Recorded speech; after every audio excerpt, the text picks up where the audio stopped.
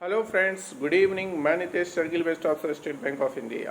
Friends, आज का topic है रेपो दर, रेपो रेट, जो कि वर्तमान में 6.50 है। तो आइए समझते हैं रेपो रेट कभी क्यों कम होता है, कभी क्यों बढ़ता है, क्या कारण है इसका, मार्केट पे क्या असर होता है, बैंक के ब्याज दरों पर इसका क्या असर होता है, पूरा विस्तृत रूप से मैं इसको बताऊंगा। तो रेपो रेट जो है वो रिजर्व बैंक द्वारा कमर्शियल बैंक से वसूली जाने वाली एक ब्याज दर है। कमर्शियल बैंक सरकारी प्रतिभूतियों को पुनः खरीद के वादे के साथ रिजर्व बैंक से धन उधार लेती है।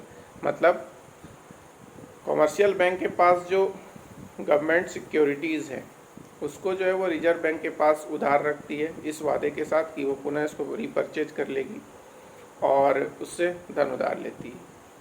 अब जो रेपो रेट के माध्यम से कमर्शियल बैंक धन उधार लेती है उसका कहाँ प्रयोग करती है? तो कमर्शियल बैंक जो रेपो रेट के माध्यम से धन उधार लेती है उसका प्रयोग वह कैश फ्लो जो उसका होता है, day to day cash flow जो होता है, उसमें आई अल्पकालिक शॉर्टफॉल जो होता है, बहुत ही कम समय के लिए जो शॉर्टफॉल होता है उसका मुकाबला करने के लिए किया जाता है। आरबीआई जो है, अब आइए समझते हैं रेपो रेट का कहाँ कहाँ प्रयोग करती है। आरबीआई जो है रेपो रेट का प्रयोग रेपो रेट के माध्यम से मौद्रिक नीति का संचालन करती है, इसलिए इसको बेंचमार्क पॉलिसी रेट भी कहा जाता है। मतलब रेपो रेट जो है एक बहुत ही महत्वपूर्ण भूमिका निभाती है। यदि repo rate RBI repo rate घटाती है तो इस अपेक्षा के साथ घटाती है कि कमर्शियल बैंक भी अपना ब्याज दर को कम करेंगे। क्योंकि ब्याज दर कम होगा तो मार्केट में लिक्विडिटी बढ़ेगी, क्योंकि लोग ज़्यादा से ज़्यादा लोन लेंगे, कंपनियां ज़्यादा से ज़्यादा लोन लेंगी, ज़्यादा से ज़्यादा प्रोडक्शन करेंगी। और चूंकि लिक्विडिटी की जो डिमांड होती है, लोन का डिमांड जो होता है वो उद्देश्यपूर्ण होता है। ऐसे कोई तो जाके बैंक में लोन नहीं ले लेता है कि ऐसे हमको खर्च करना है, बेवजह का तो लोन चाहिए, ऐसे नहीं होता है। उद्देश्यपूर्ण होता है, कोई ना कोई विशेष काम के लिए वो लोन लेते हैं।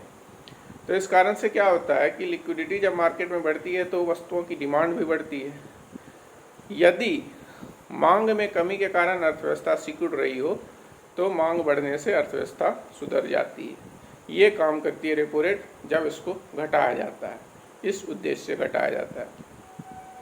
दूसरा है जब रेपो रेट को बढ़ाया जाता है। तो रेपो रेट को बढ़ाया जाता है तो इसी अपेक्षा के साथ बढ़ाया जाता है कि वाणिज्यिक बैंक भी अपने ब्याज दरों को बढ़ाएगी। तो जब ब्याज दर बढ़ेंगी तो लोग लोन कम लेंगे, मतलब लिक्विडिटी की मांग कम होगी। लिक्विडिटी की मांग कम होगी तो लोग ऐसे वैसे खर्च करेंगे नहीं, मतलब वस्तुओं की मांग बढ़ेगी नहीं। वस्तुओं की मांग बढ़ेगी नहीं तो मुद्रास्फीति जो है वो नियंत्रित होगा।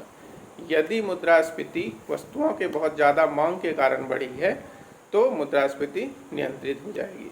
तो इस तरह से मार्केट के स्टेबलाइजेशन के लिए आरबीआई रेपो रेट का प्रयोग करती है। शायद आपको समझ में आया होगा। अगर कहीं समझ में नहीं आया तो नीचे कमेंट सेक्शन में आप कमेंट कर सकते हैं, और साथ साथ मेरे चैनल को लाइक और सब्सक्राइब करना ना भूलें। ऐसे मैं नए नए टॉपिक लेकर के आपके पास आऊँगा और ये आपके आने वाले IUPS PO, SBI PO आदि एग्जाम में बहुत मदद करेगा। धन्यवाद।